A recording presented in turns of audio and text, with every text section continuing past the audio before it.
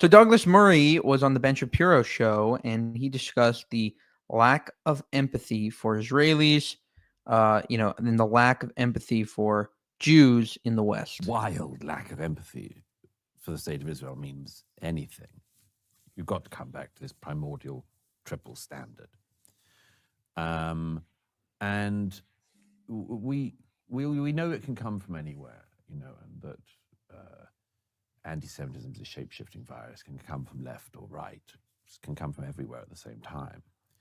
I think the one of the things that's interesting about the movement of some people on the right against Israel, and playing around with anti-Semitic tropes for sure, in a way which you could predict but maybe not expect, is that they seem to think that there's something strange. I get this a bit against myself and my, preoccupation with this issue in the last year.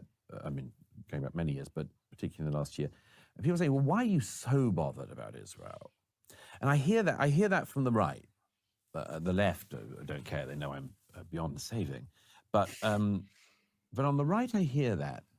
And I think they don't realize, they think it's some weird thing.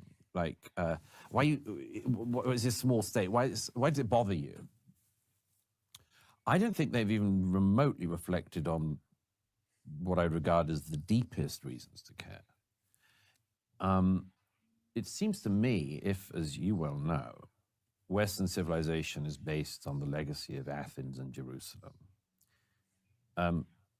Athens is under great assault always, but it's not actually under existential assault at the moment.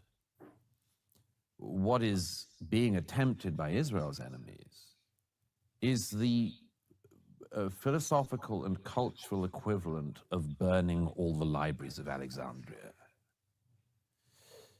This is one of the underpinnings of Western civilization, utterly, utterly at risk.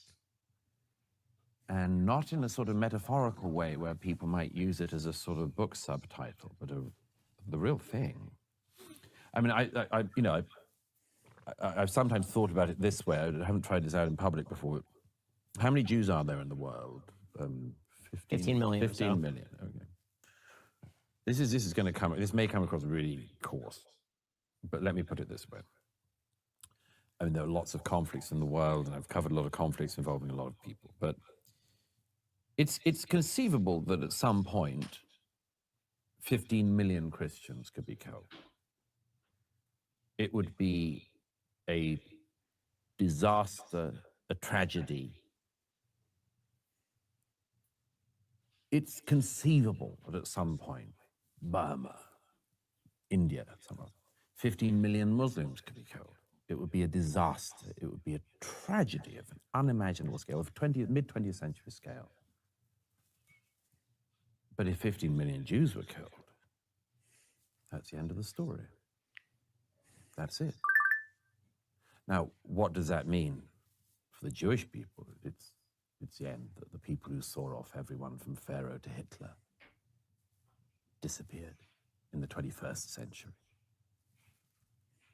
Everyone else, in my view, wouldn't survive either. Wouldn't survive either. Western civilization could not survive the destruction of the Jewish state because it would be, among much else, the cutting away of the whole tree that we're on, and Western civilization would die. So I regard the existential threat against the Jewish people to not just be about the Jewish people. It matters deeply to me that it is about the Jewish people. But it also matters to me because it's about America. Could America survive if the Jewish people were no more on its watch, or everybody was forcibly deported from the Holy Land? Come on.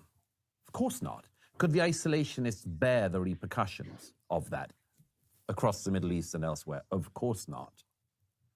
So I find this blitheness and the frivolity of it to be absolutely intolerable among the critics on the right.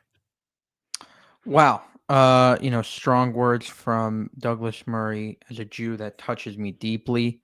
He feels that we are critical to the West's continuation, to preserving those values. And again, I think he was the one that said the statement that the sign of a collapsing civilization is that it starts, becoming anti-Semitic. It starts going after Jews. That's the first sign, warning sign of a collapsing civilization.